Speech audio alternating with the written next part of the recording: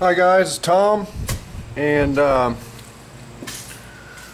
Sunday, I believe it's October the 23rd, in the year 2011, and been trying to get some stuff done here. By the way, it's an absolutely beautiful fall day in central Indiana today. It's warm. It's in the 60s, low 60s I think.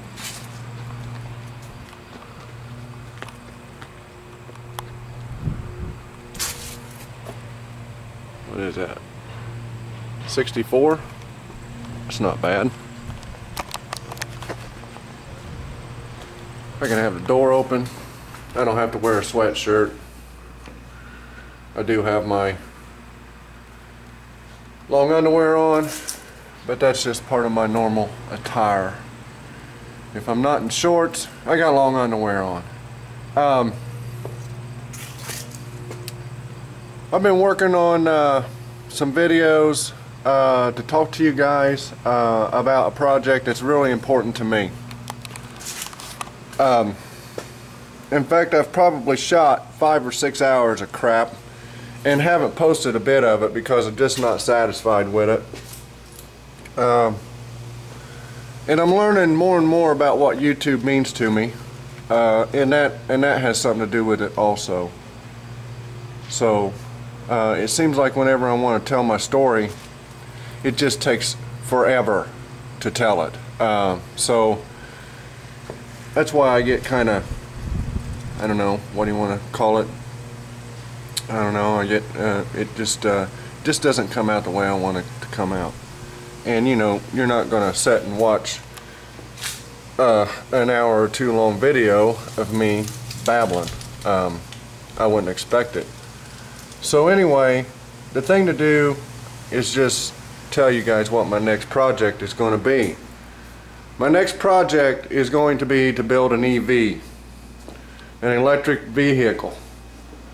I'm going to convert a Jeep Wrangler to fully electric plug-in vehicle. Lots of reasons for it. The main reason is because it is a statement, in my opinion, that I am a free man. I believe I'm a free man. I grew up thinking I was a free man, and I still think I'm a free man. I don't like giving my money to the oil companies and the big corporations. It's almost like a tax to me. So I'm making a statement about it. I'm not a greenie. I'm not a conservationist per se. I don't recycle. I probably should. I do conserve electricity at my house, which is one of the main reasons I burn wood to keep warm in the winter. But as far as being a conservationist, green type person and all that, I'm just not that. Although I believe that, you know, leaving as small a carbon footprint is a good thing. Okay, so that's an added bonus, in my opinion, to my project. Electricity is a renewable source. Anybody can make electricity. You guys can make electricity. It's simple. Milo makes electricity. It's a simple thing. But just try to make a gallon of gasoline. That's harder to do. I've tried it. I've built a still, you know, and I've tried to make my own gasoline. It just really isn't feasible, guys. The energy that it takes to make a gallon of gas is ridiculous. It's a complete waste, actually, when you look at a lot of other things that we do in our everyday lives. that take much less energy to do. You know, it's not the most efficient way to travel. Maybe that makes more sense. It's not efficient. So those are sort of the reasons and the basis why I'm going to build an electric vehicle. Is an electric vehicle cost effective? Is it, I don't want to say it, is it cost effective to build an electric vehicle? At $4 a gallon, I think it is. Depends on how long you keep the vehicle. At $5 a gallon, you're closer. At $6 a gallon, hell yes. It's a very cost-effective way to go. In my opinion, the oil companies, I don't want to say this, they take as much money out of the economy as they can on a daily basis without wrecking the economy. Because if they wreck it, nobody's going to buy their shit. You know what I'm saying? Nobody will have any money. But right now, they strip as much money as they can out of the economy on a daily basis, on an hourly basis, on a by the minute basis. They take as much as possible. Every single one of us has one thing in common, and that is we go and buy gas.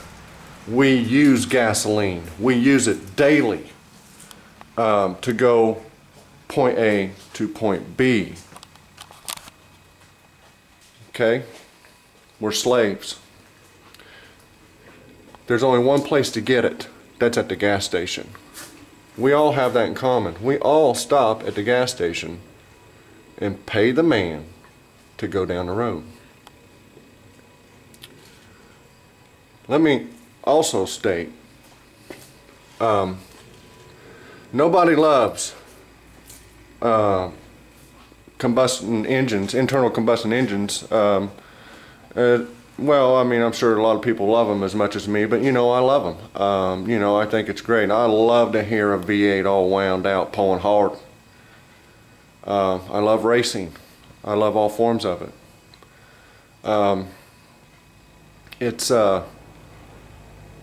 So I'm not doing it to take away anything. I'm not trying to say that we all should convert and quit burning gasoline and quit having those things. We're all going to have that. You know, we're always going to have gas. We're always going to have internal combustion engines in our lives, the rest of our lives. Our country isn't to a tipping point, so to speak. And we're going to have it. The world isn't at a tipping point yet. It's getting close, but we're not there yet. We're going to have gasoline, and that's all cool. I like gasoline engines too. You know, I love them. You know, I like to go fast. I've gone fast. I don't anymore, but you know, those are things I like to do. But you can go fast with electricity too. So I'm going to convert.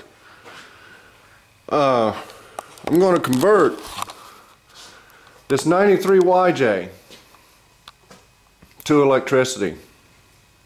I was going to convert a TJ. I really wanted to convert a TJ because the suspension is different. They changed everything. It's a much smoother ride than the straight axle in the front. But this is what I have. The time is now. I'm done screwing around with it. You know, rust is an issue with Jeeps. If I go out and buy another donor vehicle, say a later model TJ, I'm going to spend, you know, $3,000, $4,000, $5,000 for a wrecked one or whatever, or maybe one with a blown motor in it would be sufficient too. But the problem with it is it'll be rusty. I'll have to take the tub off of it because I want to build a very, very good vehicle from the ground up. I want the tub to be rust free. That's my main goal. I want it to last. So that's what I'm going to do. I'm going to go ahead and take this old YJ and convert it.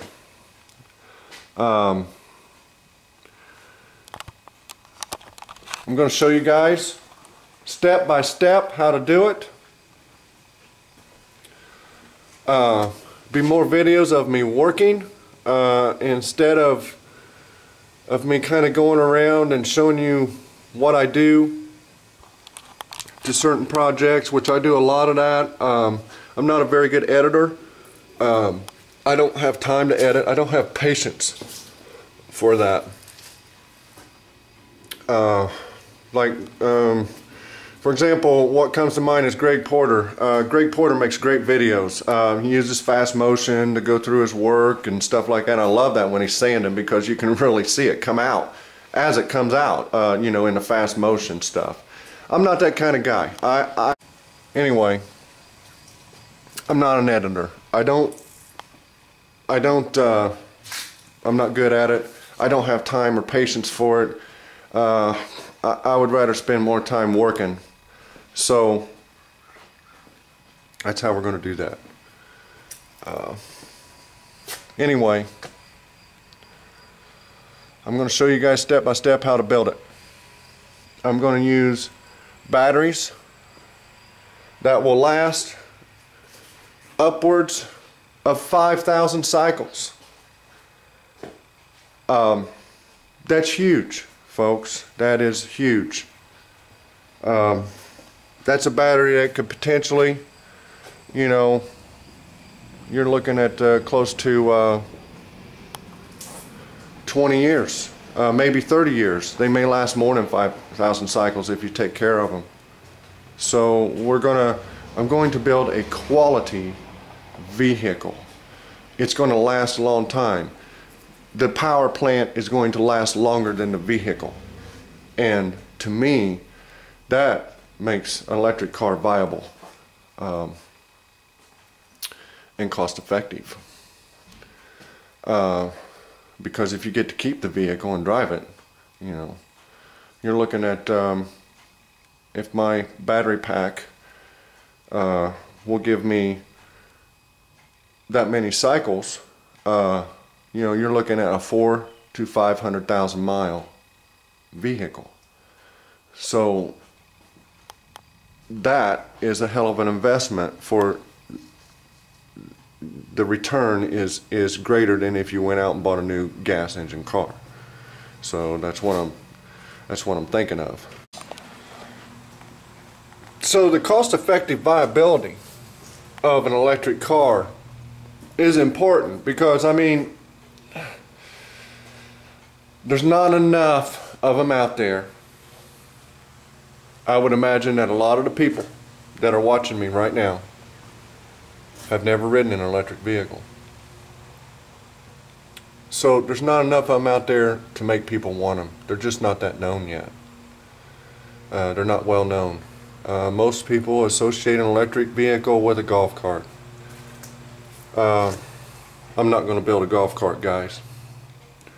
I'm going to build a vehicle that will outperform in every category its stock internal combustion engine counterpart. More horsepower, way more torque. The only thing we're going to compromise is the range of the vehicle. The Jeep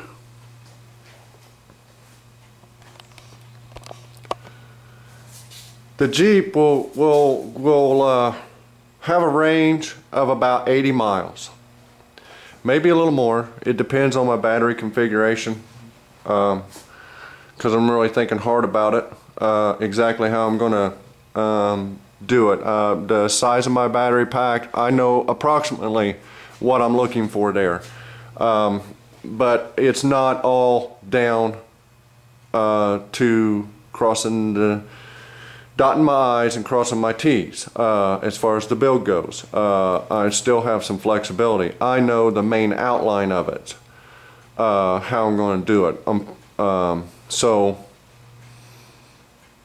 The range will be in the 75-80 mile range, and that's if I build it sort of on the minimal side. One of the problems, of course, is the cost of the vehicle. I'm not going to set a budget limit on it. Whatever's needed will be bought.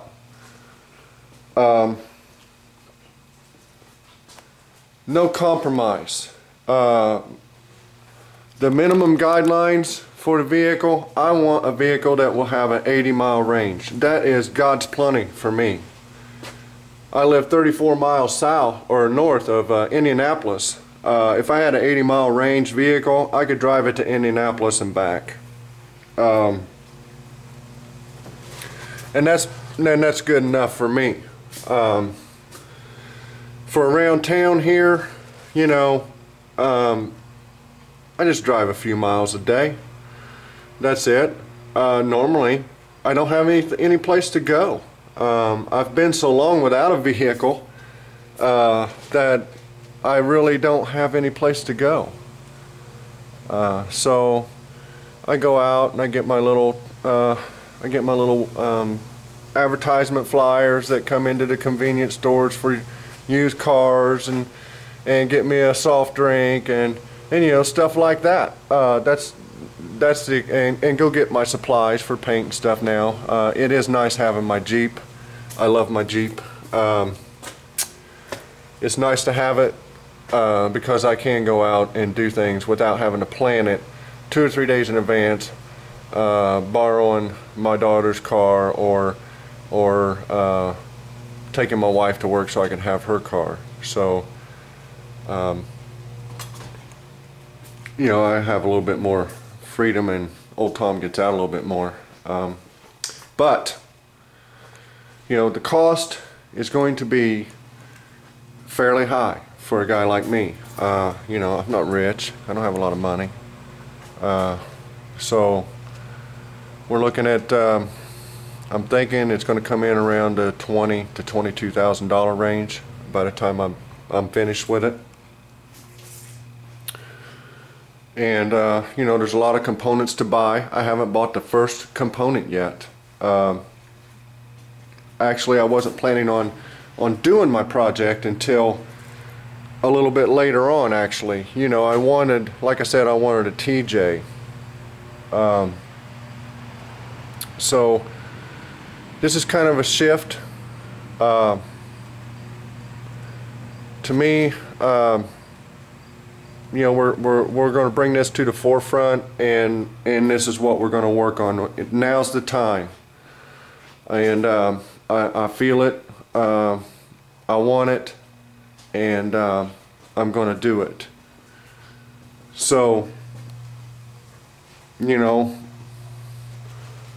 I'm going to make every extra dollar I can possibly make, and it is going to be a full court press to build this project here. I have my wife's support. She is the cornerstone of my mental stability, and she's just my cornerstone, period. So it's going to be an all-out effort. I don't know how long it'll take. I'm not setting any time tables. I just have common goals, or I have a set of goals that you know, that's going to be met with building a vehicle.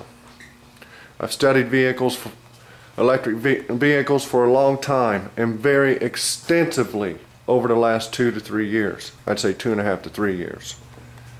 I've read and watched everything on the internet I can find about it. There's a lot of myths. There's a lot of people out there who like to type themselves smart on the internet. I've learned a lot about it. I build electric vehicles in my sleep, guys, every night. That's how passionate I am about it. It's it's a dream that I'm going to make a reality. So you guys are all going to learn how to do it. If you watch my channel, I'm going to explain everything there is to explain about it. And we're going to build an awesome Jeep. I mean, it's going to be awesome. Horsepower will be almost double. Torque will be greater. Only thing we're going to give up is range. And that's part of the criteria for me. To build an electric vehicle, and for an electric vehicle to be viable, it has to be better, in my opinion. It has to be a better vehicle, or it's just not worth it to me. Alright guys, we discussed some of the reasons why I want to build an EV. We've discussed what I expect to build as far as performance. It has to outperform. That's all there is to it, or I won't do it. Before, like I said, I have studied electric vehicles a long time. Before, the performance wasn't there.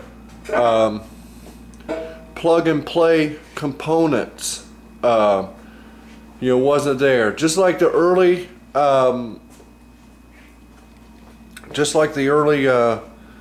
computers that came out. When a computer first came out, you just couldn't plug things into it like you do now. I mean, everything now has a sort of a common groundwork. When they make parts and components for computers, everything is compatible. Plug and play. You can plug it in and it'll work. You expect it to work. Not all of us are very smart about computers, me being one of them. And so, now, as far as the technology advances in electric vehicles, the components that are used to make the electric vehicle, we have pretty much a plug and play situation. So that has made the electric car very viable, in my opinion, just in the last 2 to 3 years. In fact, in the last year, there have been major advances in the componentry that you would use to build an electric vehicle. They're actually purpose-built. It's no longer a situation where you have somebody in his garage with just an idea and he's going out and buying all these electronic components and tearing them apart, trying to get them to do what he wants them to do, or buying his own circuit boards and trying to make his own circuitry, and that's what it was just a year or two ago. That's what it was. But now the technology has gotten so much better, and about 3 years ago, the battery that we'll be using, that also came along about 3 years ago, and that made the electric car viable. So let's talk just a little bit about some of the technologies that I'm going to use in my build, and then I'll call this video over and done with. And I hope I get a lot of comments. I hope I get a lot of questions. I don't have a script in front of me. I'm just talking what I'm thinking. I'll finish up with a little bit of what we're going to use, and then we'll call it and get on to some other things, because right there is another project, and I got to get on it.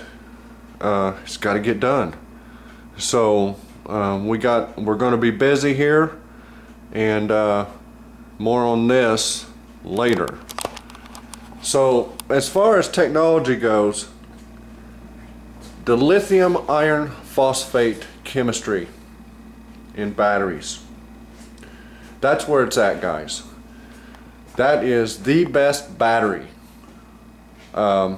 made today. for a viable electric car for the masses, in my opinion. The reason why is because of the cycle life, its stability. It's a very stable chemistry. If handled properly, it's just like anything, you know. There are dangerous areas of anything. You take, for example, you take a gallon can of gas and throw a match in the sucker, and it blows up. That's danger. But if you put the gas in your gas tank of your car, put the cap on it, you can drive down the road, you don't have to worry about it. You don't see people's cars catching on fire. So same sort of goes with batteries. Any battery that you would use, not just lithium iron phosphates, but lithium iron phosphate batteries are the most stable by far chemistry in batteries right now to date, and have been for about 3 years since they became available to the public. Unfortunately, they don't make them in the United States. I wish they did. But guys, that's one of the things that will be addressed probably in my videos.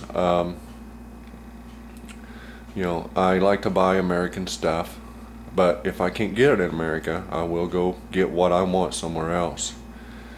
I'm sure a lot of you guys are like that. But unfortunately, I don't build them here. We do have other battery technologies in this country. Most of them are not available to the public. You may be startled to find out. But they're not nearly as good as lithium iron phosphate. For example, the batteries that they put in the Volt, which in my opinion is not an electric car.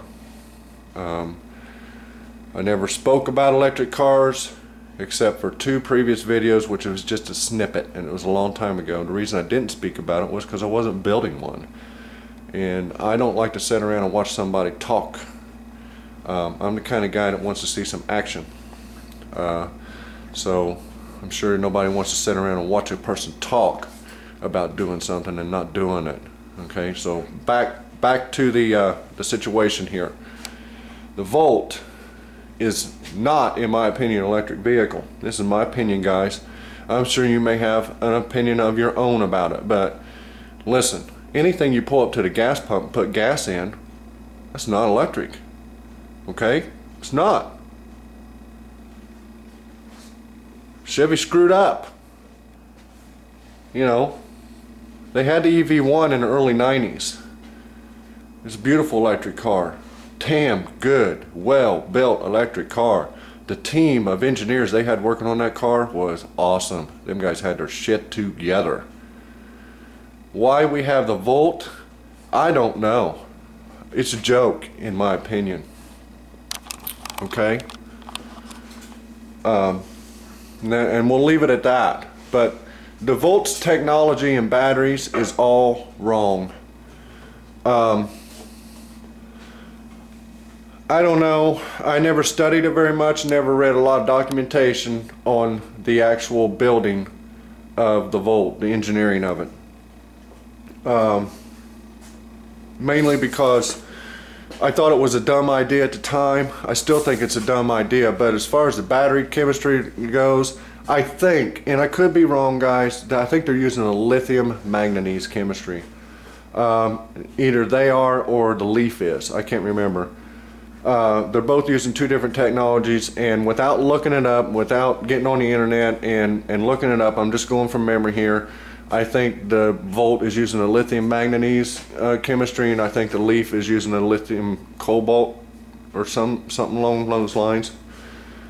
I could be wrong on that. Please don't quote me. But they are different chemistries, and they are not lithium iron phosphate.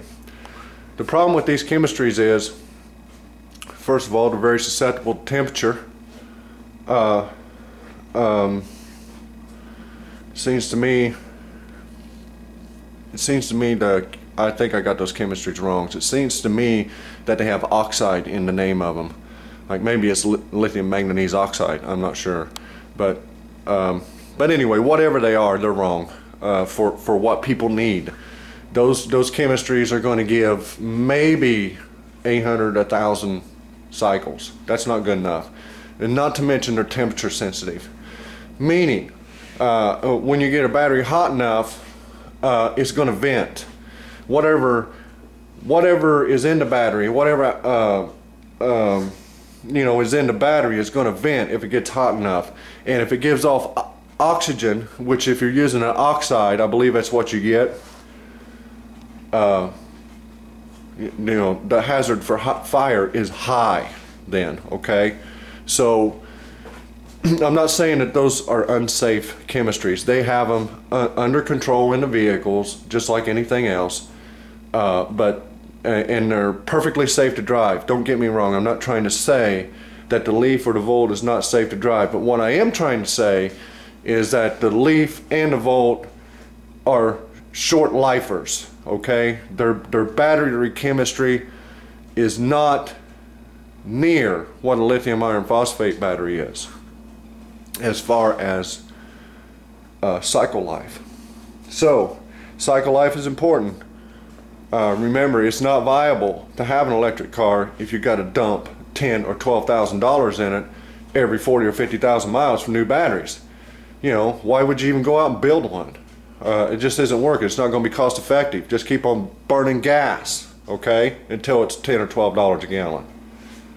So the chemistry is right in the lithium iron phosphate batteries for an electric vehicle for the masses, okay? The Tesla also uses a little bit different chemistry. They use a battery built by Panasonic, I believe.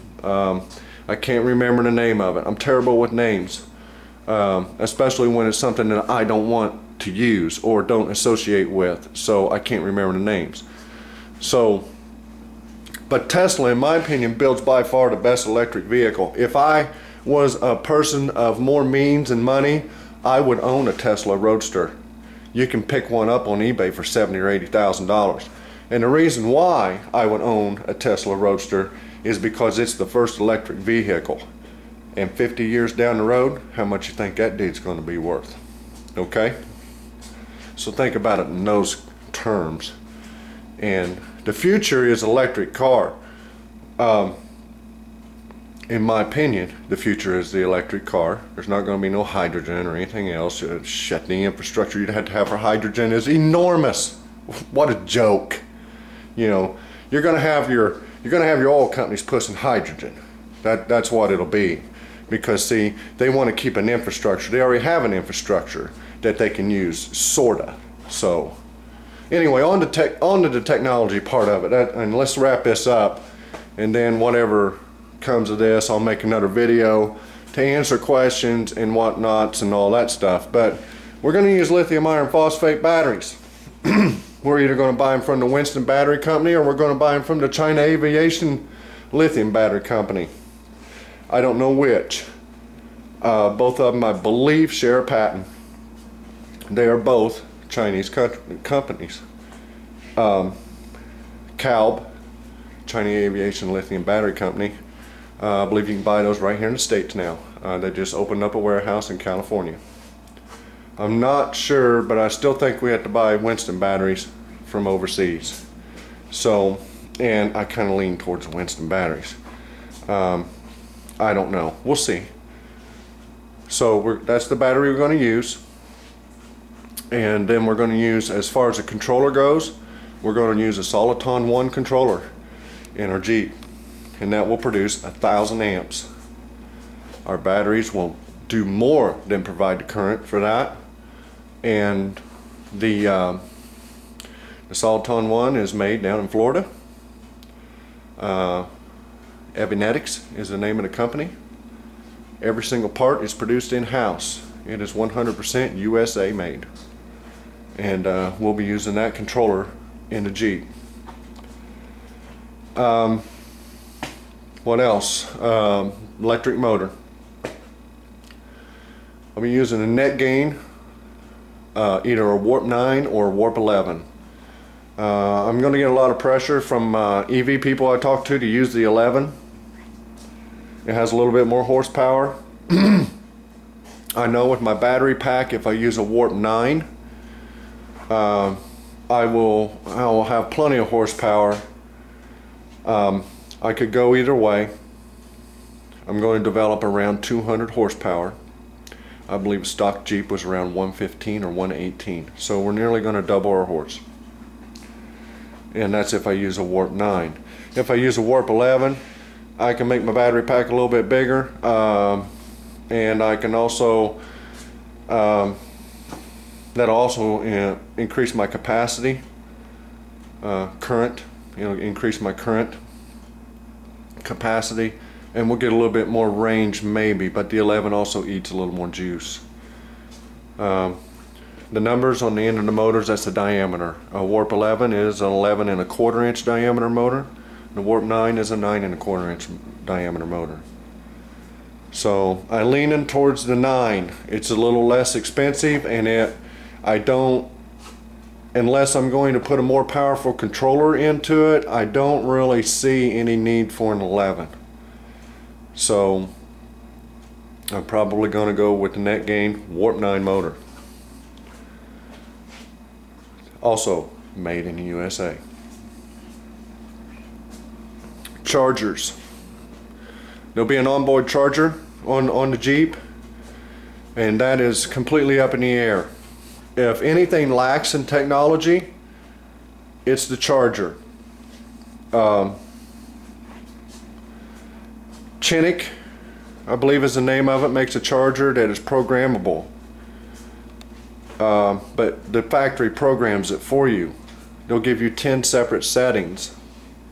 As we get into the project, you'll learn how important those settings are, because you cannot change the charger yourself, the settings, the programmability of it.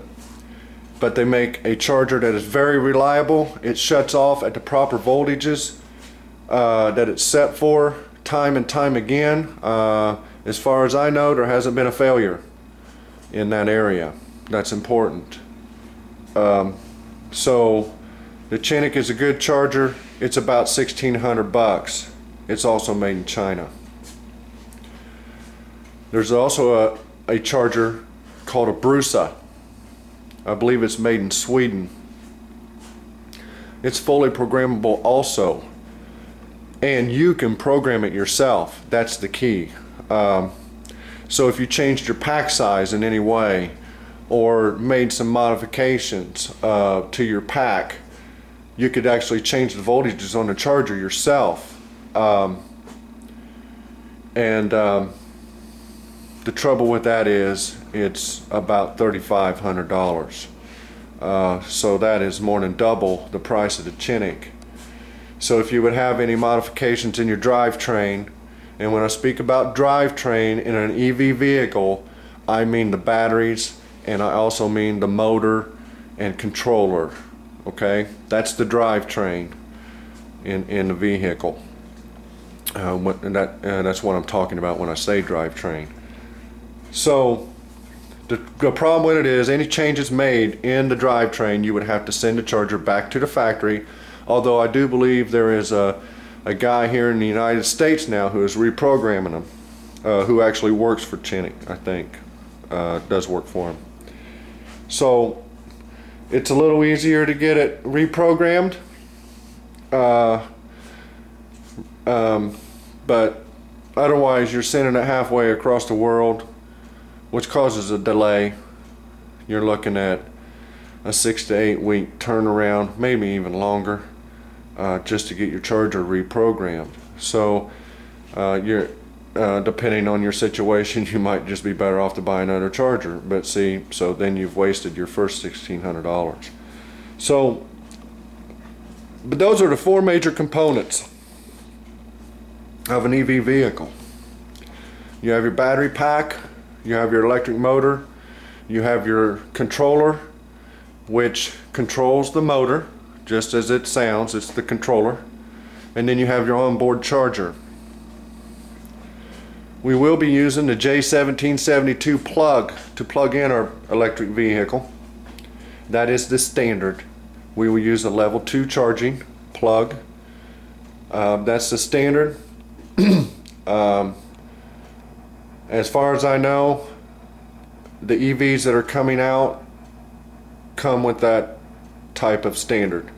So my plug would plug in, would work in any EV from the factory.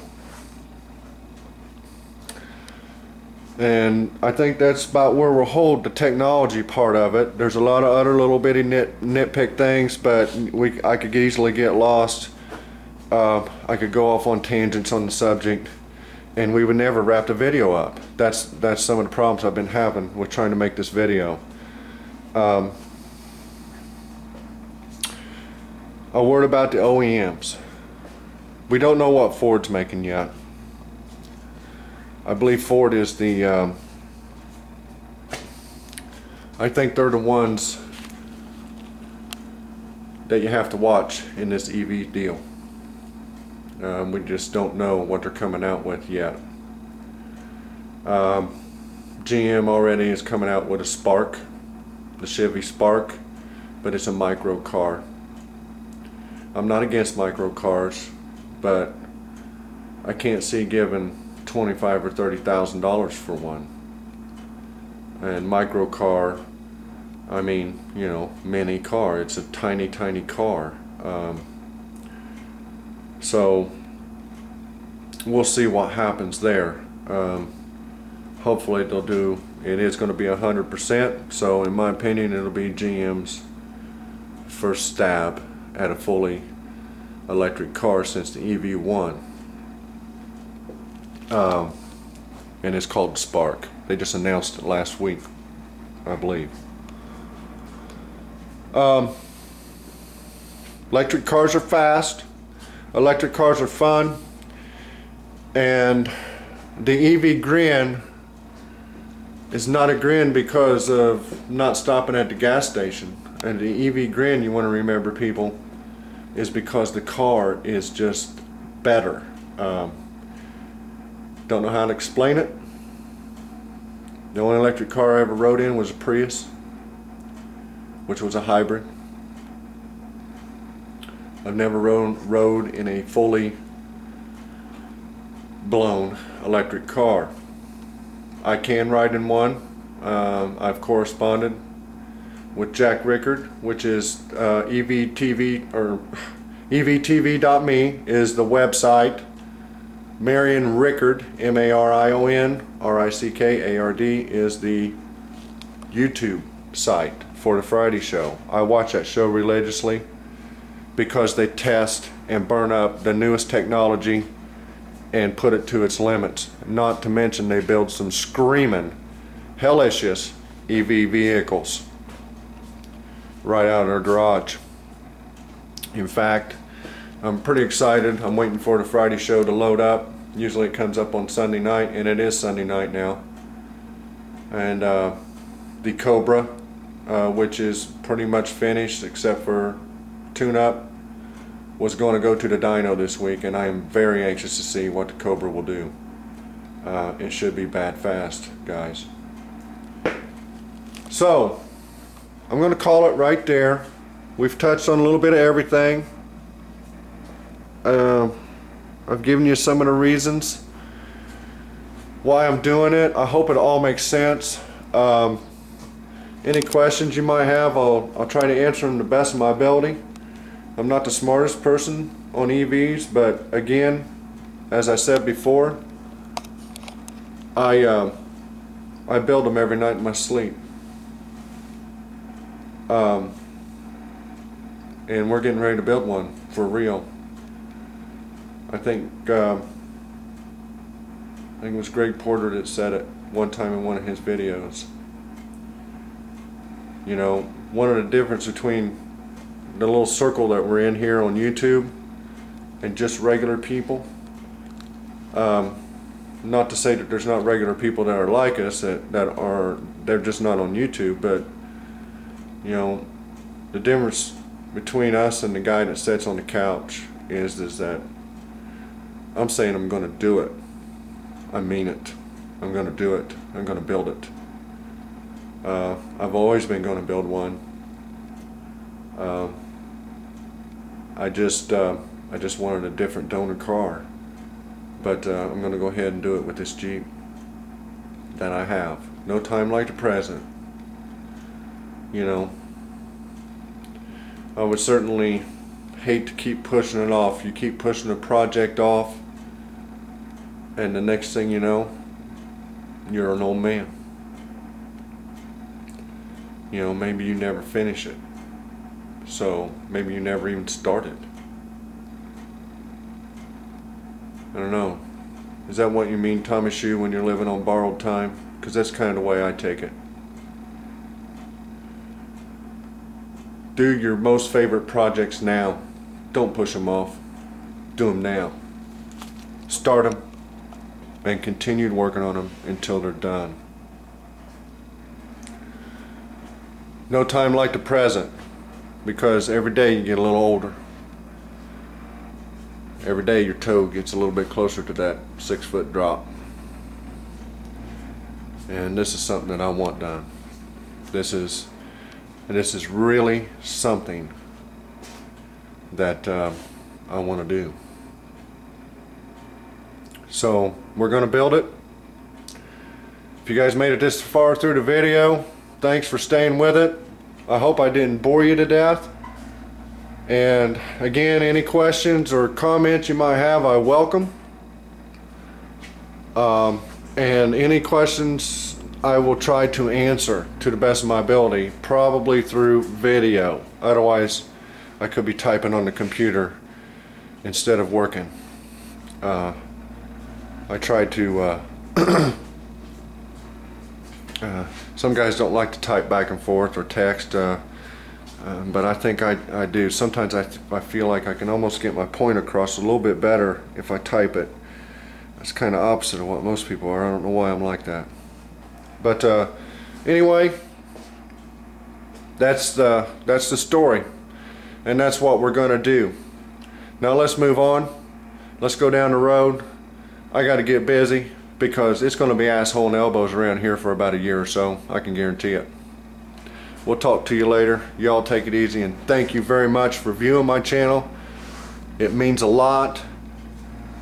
And this video is brought to you guys by Greg Porter and Milo, because they've been kind of pushing me along to make the video. I want to thank them. Their words that we've been going back and forth with have been good for me, and I appreciate it, guys. So I hope everyone has an interest, and we'll see y'all later. Take it easy.